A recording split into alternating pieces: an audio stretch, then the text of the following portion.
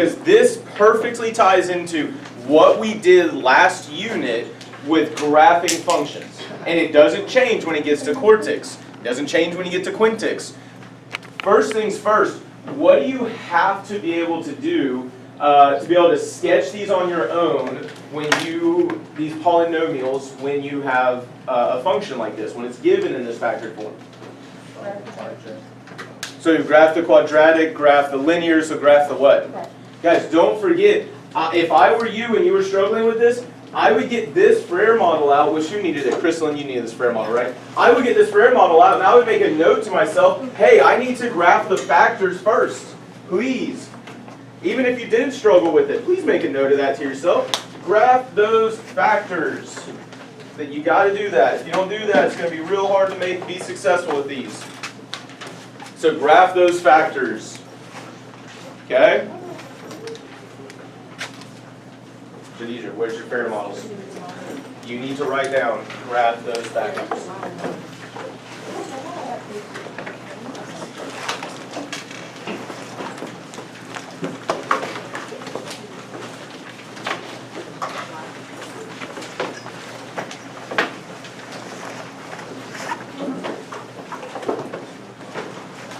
Well, that's a second step to help you what? Like, what's the big idea? We want to do what? Graph the what? Factors, right? Big idea is graph the factors. And what do I need to help me graph my factors? The zeros, right? So don't forget, like, I want to graph those factors, so I need my zeros to help me graph those factors. Make sure you think about big idea to graph a polynomial like this. Graph those factors. Hello. Yes, ma'am. No problem. Okay, sounds good. Thank you. Hey, Shadidra, Miss Jemison needs to see you for a little bit. I don't think it's not an issue, but she needs you to bring your phone to take care of something. All right. So we need to find those zeros to help us graph the factors. And I need us to pay attention. I need us to think about this. Like, when we're graphing the factors are something that are pretty straightforward. The cubic, not easy. But if I look at this factor right here, what can I immediately tell about that factor to help me out? It's linear, right? Knowing it's linear. What's my slope? 1. What's my y-intercept? And did anyone find what the 0 was? X equals 3, right? 3 minus 3 is 0. All of those are things that you can quickly do to help you graph that line. Boom, there's my line. So keep that in mind, right? If I want to graph a line, I can use my slope, I can use my y-intercept, I can use my 0. Whatever you want to do, make sure you have at least 2 points, graph that line. Now, when it comes to the quadratic, that's what I want to focus on, because that's something that a lot of us are still forgetting some details on. If I want to graph that quadratic, what do I need to find from the quadratic? I need to find what are some things I could use to help me graph this quadratic? Okay, so I could use my zeros. What else could I use? Well, that would help me find my zeros, right? But what else could I find besides zeros? The y-intercept, sure. Concavity might be helpful. What else could help me graph this function?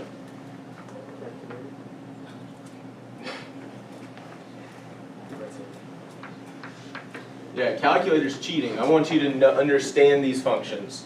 When we use calculators to understand things, sometimes you're allowed to use the calculator if I'm focusing on something different. But guys, I want to see that you understand these quadratics. Some of y'all still need to show me that you have proficiency with graphing quadratics, with solving quadratic equations, things like that. So this is a perfect opportunity to show me that proficiency. Those are things I could find. Now, a lot of us very successfully use the zero products property to end up setting this equal to 0. Now, I need us to remember, because a few of us, actually too many of us, ignored this. What's the only method you cannot use to solve a quadratic? Sorry, let me correct that. You can't, yeah, you cannot solve a quadratic in standard form, not a method, but in standard form, you can't solve it like that. You can't use inverses. If you want to use inverses, what form does it have to be in? Vertex form, right? If you want to solve using inverses, you got to convert it to vertex form. You can do that. If you want to work with it here, what did the majority of us use? Quadratic formula. Now, I want to caution you, I want to remind you, yes, you can separate into two steps, but there's already a group over there that I saw make a mistake with this, and we need to pay attention to this. That's why I always told you, just type the entire radicand into the calculator. The calculator's not going to make that mistake. This comes out to be 36. Type the entire radicand into the calculator. Stop making your life hard. And then the square root of 36 is what? 6, right? So 2 plus 6 is 8, divided by 2 is 4. There's one of my zeros. 2 minus 6 is negative 4. Negative 4 divided by 2 is negative 2. And we know it's concave up. That's some good information there. Now, did anyone use a strategy other than the quadratic formula on this one? Like, I don't see it up on the board anywhere. Yeah, but notice they try to use inverses with standard form, right? So we can't do that. Okay, let's do a quick recap of other strategies we could have used here. So first off, this is the issue that I was pointing out right here. Remember, guys, negative 2 squared. Got to put that negative 2 inside of parentheses to make sure that it's becoming positive. But that negative 2 is being squared, that's what would get us to the 36. Now also remember, once you take the square root, that square root symbol is gone. The square root of 28 would have been that. Alright, so let's look at this. For those of us especially who were struggling with this originally, whoops, minus 2x. If I want to go to factored form, what can I use to help me go to factored form? Area model, right? I know, is this what's on the inside or what's in the factors, the sides there? That's the inside. Remember, the standard form is what's on the inside. That is the area. X squared and minus 8. How am I going to figure out what goes in those other two corners?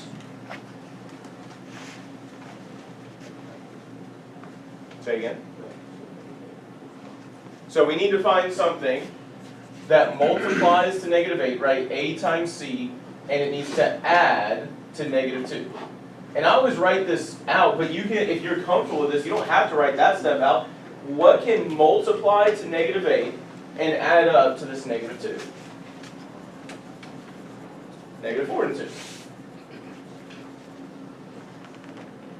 So common factor of x, common factor of positive 2, common factor of x, common factor of negative 4. There's my factored form. Notice, that would give me what roots as well? 4 and negative 2. 4 and negative 2. Isn't that what we saw over there with the quadratic formula? Same exact stuff, right? Sorry for whoever's work this is, but I'm going to erase it real quick so I can point this out. What about if I wanted to go to standard form, which I'll go, or not standard, vertex form, which I'll point this out. That's what I would have done here. H is the opposite of B divided by 2A. So what's the opposite of B? Positive 2. Divided by, what's A again? 1. And so 2 divided by 2 is? And how am I going to find K from there? Substitute it in.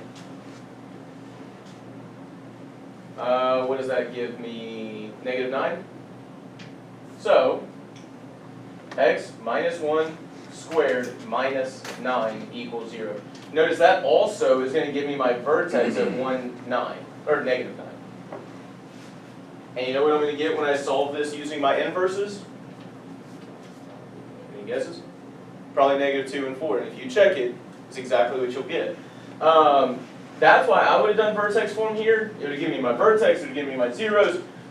But big picture, once again, like if I want to graph f of x, what's the first thing, big picture, that I need to do? I need to what? Graph the, not just the zeros, the factors. I gotta graph my factors. The zeros help me there, my y-intercepts help me there, but graph your factors. Graph the linear, graph the quadratic, and then from there, I love where this group marks their x-intercepts, right? At -2, 3, and 4. And so in orange here, why do they have all of these orange, the dilated function, being negative? Where do you see a negative? I'm using this because it's color coordinated. Say again. Say it louder. The linear, the pink, right? How do we know these outputs are negative for that line? I got more people than just Miles in this classroom, right? So, these values are below the x-axis. Those are negatives. Okay, so where did you get the positive, right? So you said negative times positive. Where's the positive coming from? Someone besides Miles. The quadratic, the blue. What do we see about this blue right here? It's above the x-axis. And what's a positive times a negative? That's it. It's just a sketch based on positives and negatives, and we're multiplying them, right? They're factors. So we see all of this is negative. Now remember, I'm going to check in between my x-intercepts. What's the linear here in this area? Negative. What about the quadratic? And what do I get when I do a negative times a negative? Right? Notice, as soon as I have those factors graphed, everything else will fall into place. It's not random, it's based on multiplying the outputs, the positives and the negatives of my factors. What's a positive times a negative? What's a positive times a positive? This has not changed from the last unit. What we did in the last unit, we'll build on it to tomorrow. We're going to do the quartic a little bit. And we're going to look at those things. So I need you to make sure you make a note to yourself about this. So big idea, first and foremost, if I'm going to graph this function, what do I got to do? Graph the factors, okay? If you need to make a note to yourself about how to graph that quadratic, make that note, right? But find your zeros in that quadratic, find the vertex, things like that. We definitely, I will make this note, what key points do we always want to know with those factors? You've got to know your zeros, right?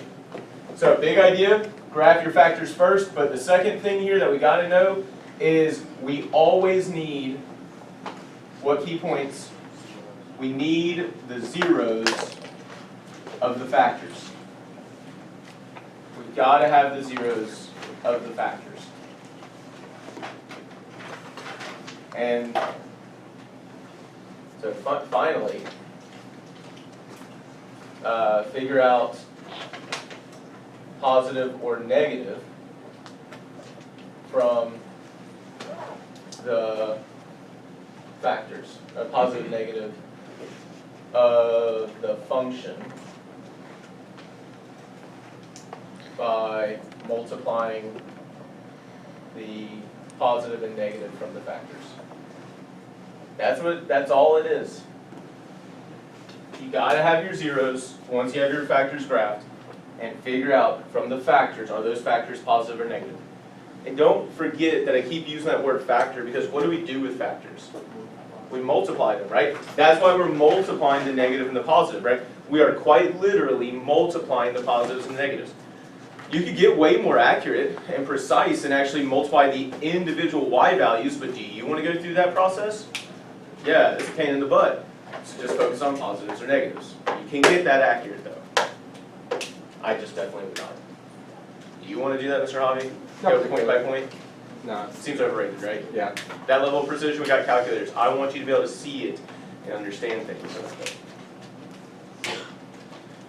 And I will say something we're going to do this unit will actually make things even a little bit easier, quicker, but if I'm asking you to graph it off of factors, that's what we want to know.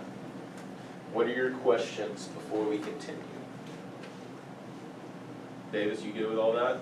You got all the notes you need? That's interesting. You just immediately turned and started writing. Come on, take the notes you need for your future forgetful self.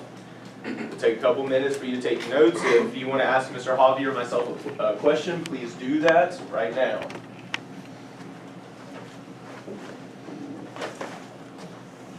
Agenda today. No, totally forgot to update the agenda, but the left side of the task. We're going to finish up lesson 3. We got to move and get into lesson 4. Lesson 4 is the last lesson for this unit. I forgot to remind you yesterday that we were supposed to have a demonstrated understanding today, so we're going to have that demonstrated understanding tomorrow. But be aware, we're almost done with this unit, so there'll be a demonstrated understanding tomorrow, and then one on Friday. Test either Tuesday or Wednesday. Okay, that's at least the plan. Things can change, but we got to get going so that we can start the next unit before Thanksgiving break, because we've got 1.5, 2 more units that we got to do. We got to study something called inverse functions, and we got to study something specific called logarithms. So we're gonna, huh? No. We're starting inverses before Thanksgiving so that we can finish inverses right after Thanksgiving and do logarithms. Like, logarithms is the last really big idea that, as an Algebra 2 teacher, I gotta make sure we get to.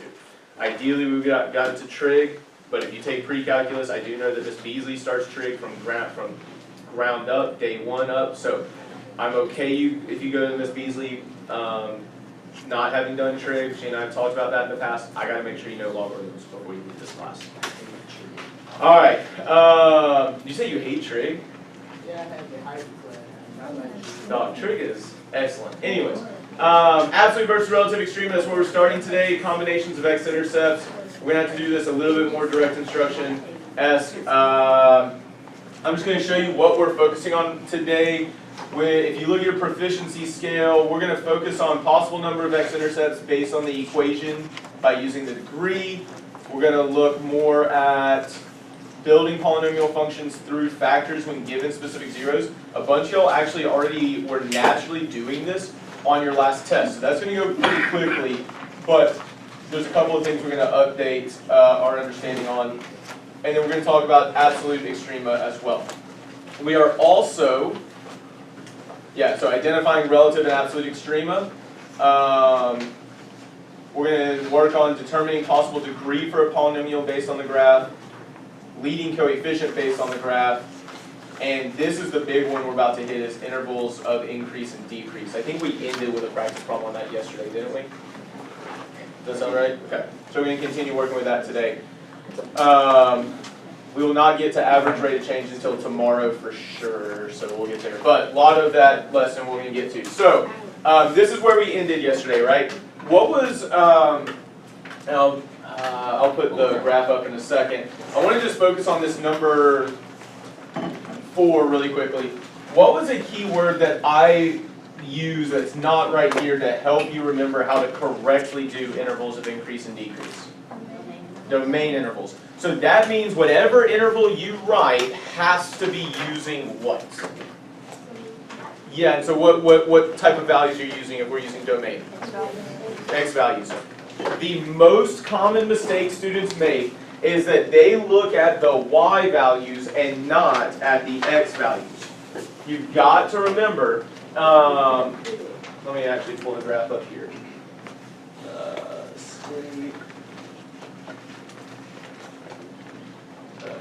I still have it, and I got way too much graph open. Got it here. Nope, not there. So I got it right here. Elizabeth, can you hit the lights for me real quick? So I want to remind you, and this is a concept that's really important. How do we know that this is decreasing right here? Because it's what? Okay, what's something else we talked about yesterday?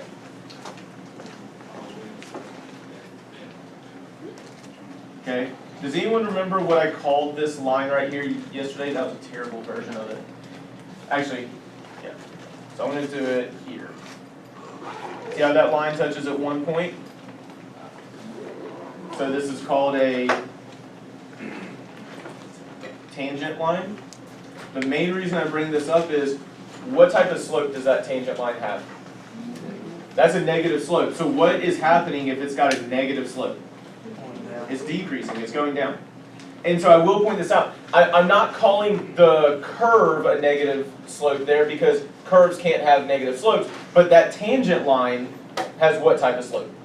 Negative. So what's the function doing? It is decreasing. And when I say the function, am I talking about the inputs or the outputs? The outputs. So when I say decreasing, I am already saying that the outputs are decreasing. So I don't need you to tell me what outputs it's decreasing on. I need you to tell me the inputs. I need the domain interval. So what was the domain interval for this section through here? Hopefully we wrote this down yesterday. This is on, I don't know the page. 228, did we get this information down before we left? We did not write it down? Okay. Let's make sure we get this written down then. So where is it going to stop decreasing? Let's do that recap. Where's it going to stop decreasing? Page 228. Say again. Oh, sorry, let me rephrase the question. In general, what type of point would it stop decreasing at? The minimum. That's why I focus so heavily on the definition of minimum and maximum. And when you justify minimums and maximums, you need to talk about where does it stop increasing, where does it stop decreasing? It stops decreasing at what type of minimum? Relative, right? And the definition of a relative minimum is just where that function stops decreasing and starts to increase. So, what's the button that lets me do cool crap? And where do I need to go to find that minimum? Analyze and minimum. And I need to caution you. I want this minimum, correct? Right here?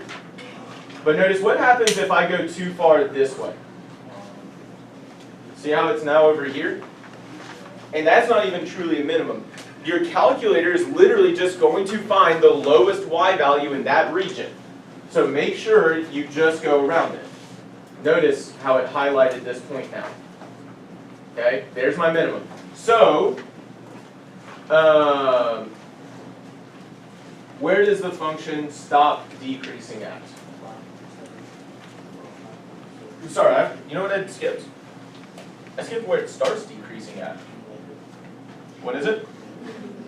Why is it negative infinity? That's all the way up. This is up, isn't it? So don't forget, this is why I always talk about domain. If you're saying up, is that domain?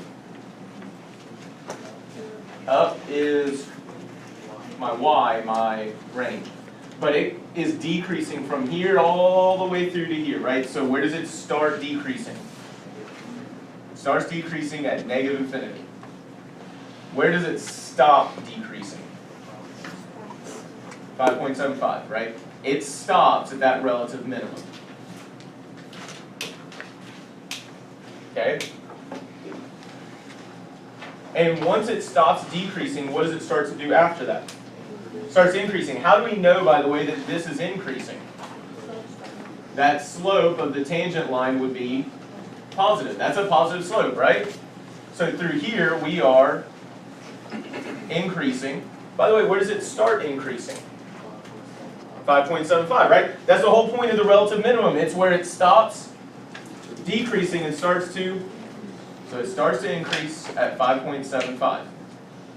Where does it stop increasing? In general. And so what do we call this top point, Shadidra? Relative maximum, right? I heard Max over here, relative maximum. Okay, so what button lets me do cool crap? Menu, analyze, maximum. Once again, I want to point this out and I need you to be careful. Here's lower bound. If I go too far to the right, notice how it stays there, it stays there, it stays there, it stays there, and then I get to over here and it now no longer has my maximum here. It has the maximum all the way over here, but could this be a maximum? Why not? It's going up 1 to infinity. 2, does it ever start to decrease? So make sure that you stay around that relative maximum. 1.5 all the way up there? Huh? Oh, 21.5. What is this actual maximum, by the way? Is it 1.45? Why not? That E? What does that E mean? It's what? It's times times 10 to the power of, remember, this is my scientific notation. That's what that really is. When it says E like that on the calculator, I don't know why they did it that way once upon a time, but they stuck with it. That really means I'm multiplying by 10 4 times, so really, it's 14,540-ish, right? That's an approximation. Okay, so I want to point that out. Make sure you pay attention to that E for that scientific notation. But what we're focused on is not the Y, we're focused on the X. So where does it stop increasing? Okay, what does it do after that increase? Decreases. Because what's the whole point of a relative maximum? Is where the function stops increasing and starts to decrease. Like those extrema are critical to understanding the domain intervals of increase and decrease. So what happens after that maximum? Where does it start to decrease? 21.5? What do I need to find now? Oh yeah, I already have it marked. Whoopsies. So where does it stop decreasing? 38.2. And then what does it do after that? It increases. Notice the slope of that tangent line is positive. And so it starts increasing starts at 38.2, and it goes to infinity in the ends. Now, what questions do you have about those domain intervals of increase and decrease?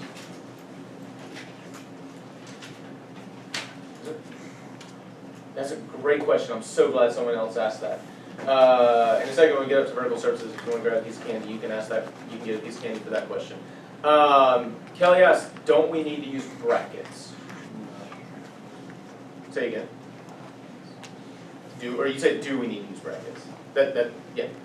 What are you saying, Miles? Why not?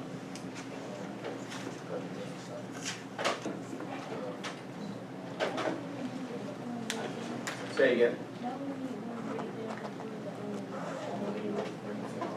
Well, remember with the infinities, so what does a bracket indicate? That you can get that value, that it stops there, that you include that number, right? Can you ever get to infinity, Shadidra? No, right? So we're never going to use brackets with infinities. But I mean, like, we get to 38.2 right here, don't we? So do we need to use brackets? Yes? It's like showing from point A to point B. It's not like a certain spot. It's showing like the range or the domain. Like the span of where we're increasing and decreasing. So one thing I'll point out is this. It shows the span, but like if you have brackets, that can show that span as well. The bracket just means that we actually have that 38.2. But there's two things I want to point out. I want Elizabeth to share what she was saying in a second. But one thing I'll point out is that 38.2 is here on the increase and on the decrease, right? And I need y'all to hear me on this. For literally 2 years, I struggled to wrap my brain around why we don't use brackets, okay, on this. But I'll go ahead and tell you, we do not ever use brackets on domain intervals of increase and decrease. And it took me a long time to understand why and to wrap my brain around it. But one, if it's here and here, which one is it doing?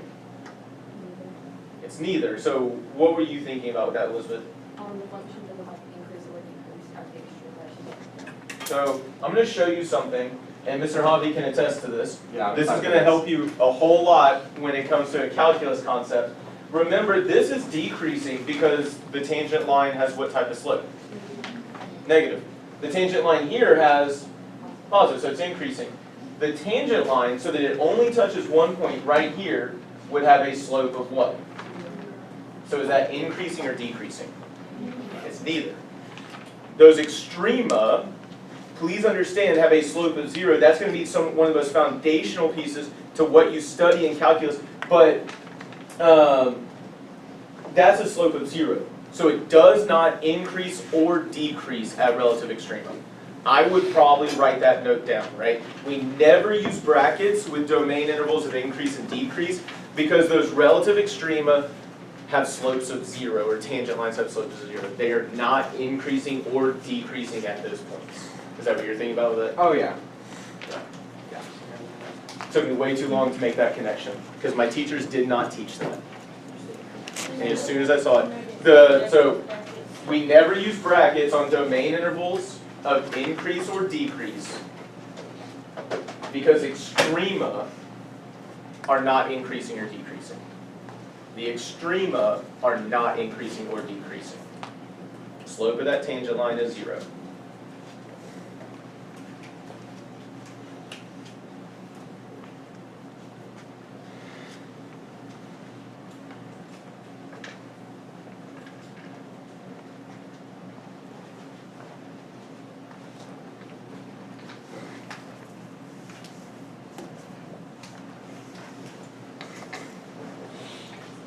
So put that up here. So at the extrema, slope of tangent line is 0.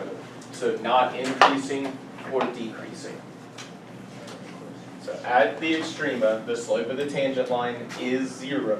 So it's not increasing or decreasing. Go for it, Miles. Okay, so you know how to talk about domain intervals of increase decrease. Don't that mean, won't the star always be negative infinity when you get there? For domain intervals of increase and decrease? For polynomials, yes.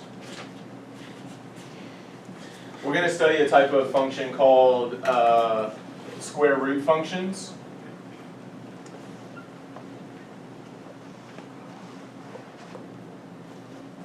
Notice how it starts right here, so it would not start at negative infinity. We're going to study a type of function called logarithmic functions. I mentioned that earlier, right? It might look something like this. And it has an asymptote right here, so notice it doesn't start at a domain of negative infinity. So for polynomials, 100%. But not always.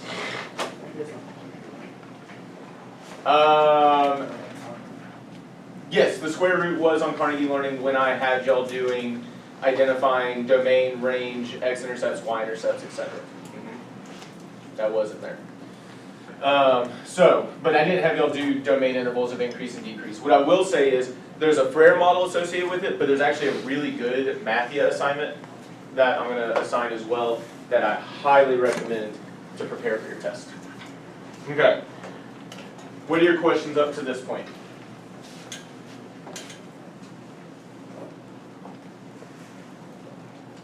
Mr. Hobby, do you have anything that you would add in on those details? Not that I can think of it. Okay. So once again, I will say this personally. I know I had you write on the textbook pages. I should have thought about this. One of the last Frere models has extreme on there. I would probably transfer that over to that Frere model then. One thing I do want to end with is this. We already identified my relative extrema, but what else am I going to call this point down here? An absolute minimum. Why are we going to call that point an absolute minimum? It doesn't decrease after that. That is the absolute lowest y value for the entire function, right? And we mentioned, actually, I'll see in a second. So please don't forget, in all reality, how many times can you have an absolute extremum in a function? Only once, right? Technically, and I've debated and struggled with this. I'm going to do some research on this. Technically, I think you could have two absolute extremums if they're the same.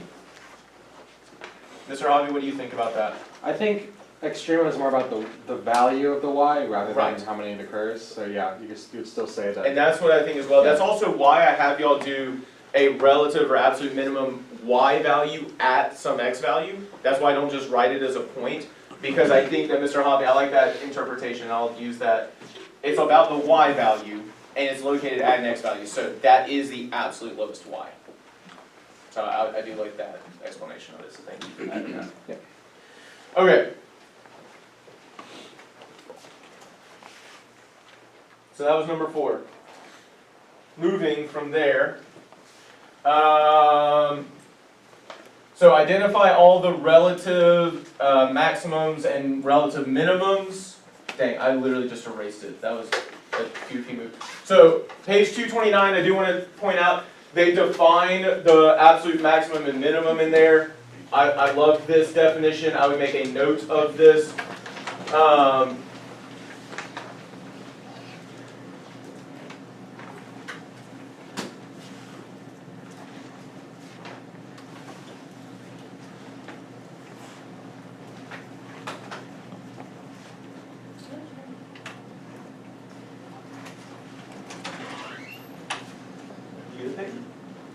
can you pull that in? Oh, yeah.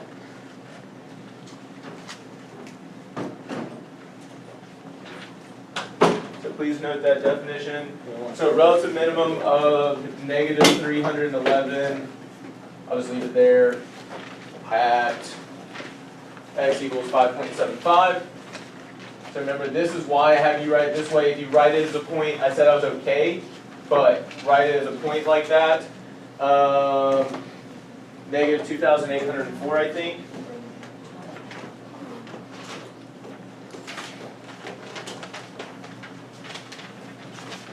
At x equals 38.2.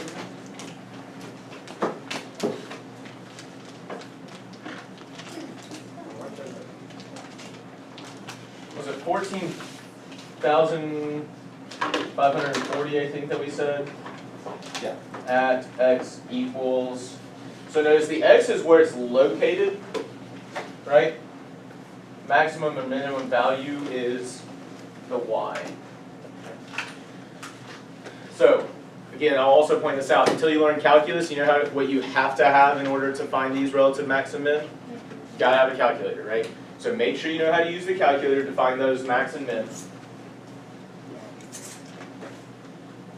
That's all that you did. Whose calculator is this, or is it just on the board?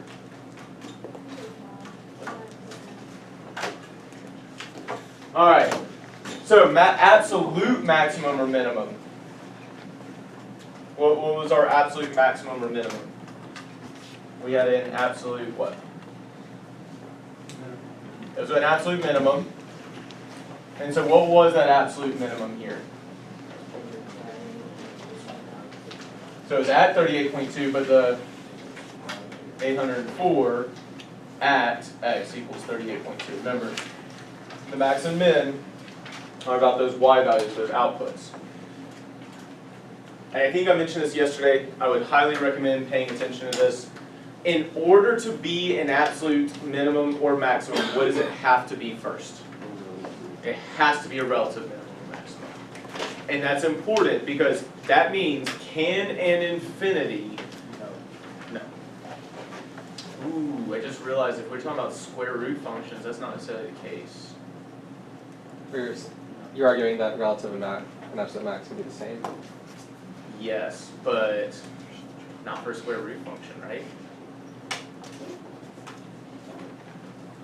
Oh, I see what you're saying. Right? That's funny. Because The, that would be my absolute minimum. yeah. It's also your relative minimum, I guess. On one side of the It function. says we always define relative minimum as, Both sides. yeah, where it stops decreasing and starts increasing. That's a problem for me to research tonight. Yeah, this is something you can intuit. I feel like you can still say. I'll say this, for polynomials, this definition is true. So for polynomials, this definition always holds. Yeah, I'm gonna think on that a little bit more. All right, what questions do you have before I continue? What page are you? So if they go in the same direction, so if they're both up, right? It goes up to infinity, no absolute maximum, but there is an absolute minimum. If they're both going down, right? Is there an absolute minimum? No, but there'd be an absolute maximum. If they go in different directions, there's never going to be an absolute max or min, right? Because it goes down to negative infinity and goes up to positive infinity. Yes, ma'am? What page are those? 229. Okay. Did you not tear all these pages out? No. You weren't here when we tore them out? Yeah, that's a good question. It'll be in some one of those books. I'll come help you find it when we move to small groups in a second. All right. Oh, it's frozen. That's why you can't see it. And What page you started tearing out? Do you remember what page you started tearing out? You guys know? okay. It was a bunch of one. So page 235. Yeah, I will say this, Mr. Hobby. If you want to, just go is somewhere around 190 or so. It's lessons 3 and 4 from the book. Okay. Okay, so starting somewhere around 190, whatever those lessons 3 and 4 are, just tear all those out. All right, page 235. So what conclusions can you make about the domain and range of all even degree polynomials? This lesson's here, okay. So here's an example of an even degree. Here's an example of an even degree. Nope, that's definitely not even degree. Thanks. Okay. By the way, how did Miles know it was about to be odd a second ago? The end behavior was different, sweet. Okay, so what can you conclude about the domain and range of all even degree polynomials? Well, I'm talking about domain and range, Oh. right? Let me ask you this, what do we know about the domain? You guys don't have? You start. Negative infinity to infinity. Like that. For every even degree polynomial, it keeps going left and right for forever, right? Correct? So the minimum and maximum domain and range being negative infinity to infinity. Is that how it's going to be true for the range, though? You talking all these pages? Notice when it's a relative, or it's both going up, it's going to be from a, I thought that. yeah, but what's that bottom going to be called right here? That's the, so an absolute minimum up to what? Infinity. Say again? Well, once we get down here, maybe we can talk about that. What's it going to be if it's both going down like this, the negative leading coefficient? Okay, so remember, it's always minimum to maximum, right? So what's the minimum value? Negative infinity to absolute maximum. And so here's the thing, I'll say this, you can memorize that, but you know what's even easier than that? Just look at the graph. Like you can memorize those details, just look at the graph, right? For an odd degree, the end behavior has to be different, correct? Yes, Mr. King, thanks guys. Doesn't matter how funky it gets. By the way, would this leading coefficient be positive or negative? How do you know that, Miles?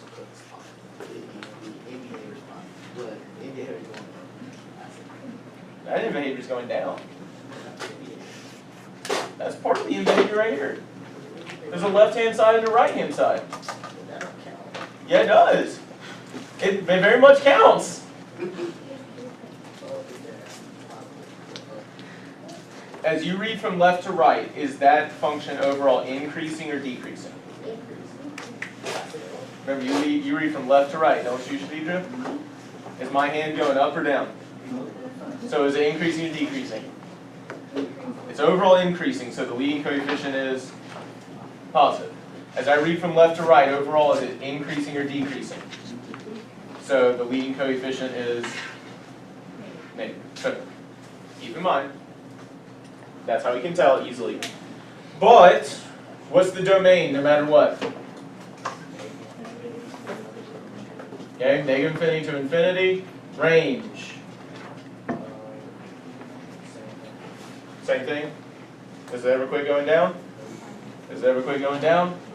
Does it ever quit going up? So, we want to notice, and we mentioned this already, can an odd degree function have an absolute maximum or minimum? Remember, an odd degree polynomial cannot have an absolute maximum or minimum because the range of them all is negative infinity to infinity. But once again, do you have to memorize that? Just look at the graph, okay? Find all the y values, find all the x values, just look at the graph. But that is a good note to have. Can make things a little bit quicker.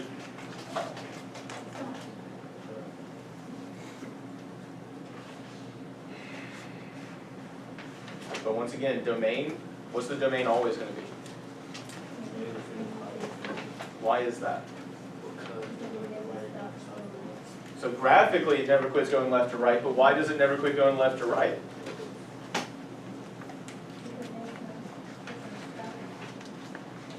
That's just looking at the graph. I'm saying, like, what informs that graph? Why does that graph never quit going left to right? Remember, Domain is all the x values, but what's another word for that x values? Inputs. What can I substitute into an equation? Into these equations? Any number. Any real number you can substitute into that equation. Technically any complex number, you just can't see the complex number. So any number can be substituted into that equation. So the domain's negative infinity to infinity. It's all the real numbers in the world on that graph. What you mumbling about over there, Miles? No, I just said, Okay, next page. I want y'all to talk about it for about 60 seconds. Just add your groups, write it down. Sorry, not next. Sorry, it's not the next page. It's the bottom of that page. Page 235. I want y'all to think about number 11 there. Talk with each other for about 60 seconds to come up with those three answers. Always, never, or sometimes. Blank has an absolute extrema. Why never? Remember, it goes negative infinity to positive infinity. Remember, when we say absolute extremum, we're talking about the absolute highest or absolute lowest y value. If we're going down to negative infinity or up to positive infinity, can you have an absolute highest or lowest? No. So it never has an absolute extrema. What about an even degree? Always, right? If it's going up, it's got to have an absolute minimum, and if it's going down on both sides, it's going to have an absolute max. So it always has this. What about an even degree function has 3 or more relative extrema? When does it not? Oh, that's right. When it's a parabola, when it's quadratic, Here we go. it has how many extrema? 1, right? Notice, if it's higher than a quadratic, it will have 3 or more. But if it's quadratic, it only has 1 extrema. So, sometimes. One thing I will point out here is, Okay, we got papers down. if I were you, and I know sometimes for some of us, we're thinking about this, and we're like, how in the world am I supposed to know this just thinking about it? Guys, the simplest way is to sketch it out, right? Sketch out a few graphs of what an odd degree would look like, what an even degree would look like, and that's going to give you a visual of what's happening. It's also evidence of why you're thinking the way you are. So sketch out the graphs. All right. Yes, with the time, finally, I want to get us up to vertical surfaces. So this is page 236. I need us to try to get A through I done in, let's say, 6 minutes. That seems reasonable. But if we get up and get going, like A should be quick, B should be quick. So let's get up, let's talk about it, and address some things. So looking around the room, a lot of good stuff, but we definitely want to update some understanding. So first things first, looking at the faces, right? When we talk about the in behavior, right? Not the in behavior. What does A ask? Is the A value positive or negative? What is it? Positive. Why? Overall, it is increasing. Like if I were to make it like a line, that line would have what type of slope? Positive, right? So A, the leading coefficient, is positive. And I know a lot of us are having our answers. Make sure, though, we're prepared to explain and justify these things. Is the degree of this function even or odd? Odd. How do we know? The end behaviors are different, right? Those end behaviors are in different directions, so it's got to be odd. Okay? Can this function be a cubic function, though? Why not? Too many zeros. Not just too many zeros. How many zeros? 5. Now, why do you say 5? Because there's a couple of discussion points out of this. All right. For those who missed this, right He's running out of here, battery, so I'm going to cut in here. Appreciate it. that's going to be a double root. Why is that a double Thank you. root? Beep, beep. So what's the term I've always used for that when it touches the x-axis and then goes away? Bounce. Bounces. So remember, when it bounces like that, it's an even number of roots. That's a double root right there. Okay, so we got a double root. So 1, 2, 3, 4, and 5 roots. And that corresponds to what I was talking about with the kings, because y'all didn't look at the roots. What did y'all look at? the number of, the number of what? Extrema. Extrema, right? When I look at my number of extrema, 1, 2, 3, 4 extrema, remember the maximum number of extrema is what? 5. No. Wait, If we're ever talking about max number of extrema, how do we always calculate the maximum number of extrema? On the 3 minus 1. N minus 1. Well, we have our extrema, we have 4, right? Yeah. So 5, right, my degree would have to probably be 5. It could be higher, but remember the maximum number of extremas is 4. We calculate that as n minus 1, so probably n's 5. That corresponds to the number of roots that we're thinking. Domain and range. Negative infinity to infinity. For both? Okay. Never quits going left, never quits going right, never quits going down, never quits going up. I'm good with all those responses. So how many relative extrema in this graph? We actually just answered this. 4. I think everybody got that. How many absolute extrema? 0. Why does it have to be 0? Remember, we talked about that. When it's an odd degree and it's going down forever and up forever, it can't have an extrema, or an absolute extrema. Ooh, that was very wrong language. Right? So 0 absolute extrema. Has to be even degree to have absolute extrema. Now, the last thing I want to talk about before I have you all do the next one, and we're going to have the face cards and numbers switched, I need us to be careful about intervals of increase and decrease. Looking around the room, most of us have significantly smaller numbers for those intervals of increase and decrease. Why are these numbers so large? Where's negative infinity to 30 coming from? Oh, they done it library. So negative infinity, they went to this relative maximum, That's their Y. that's the y. What's the key word that I always include in front of the intervals of increase and decrease? The domain. We always want to talk about which set of values on intervals of increase and decrease. The domain, which are also the inputs or x values. There we go. Okay. So I want to caution you. I want you to keep that in mind. Similar thing here, right? We have some of inputs, but there's a whole lot of focusing on the outputs. Please make sure that you're talking about those inputs and outputs. Now, those intervals, 1, make sure you're justifying, but 2, I'm fine with the negative 3. Realistically, where's this actually stopping? At what x value-ish? Negative 2.5, I would say. Here, that's definitely a negative 1.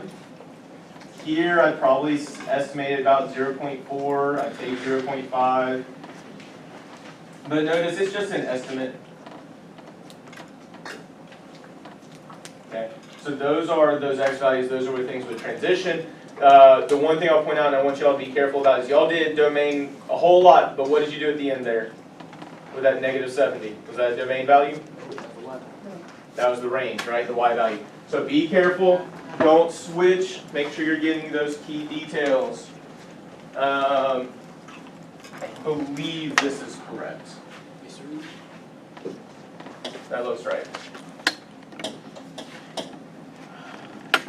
Okay, so those are what I would have down.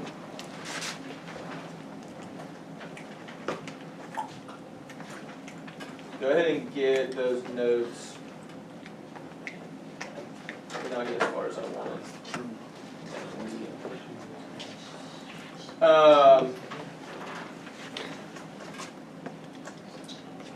So yeah, just finish those notes. If you finish those notes, go ahead and work on M1-237. I will ask you to finish that for homework. I'm going to identify which check your understanding you should be working on and what the demonstrated understanding will be on. But once you get your notes on those, start working on that M1-237. Before we do the demonstrated understanding, but those will be all the concepts. Notice that is the majority of this unit. Okay? It's over half, right? We almost done. We got a lesson and a half to go. That's good to hear. But we've also already done parts of those already. You're starting over, but I don't like it. Like it goes like down and then back up, and then it goes go up. Okay, Oh. and then it's like all of the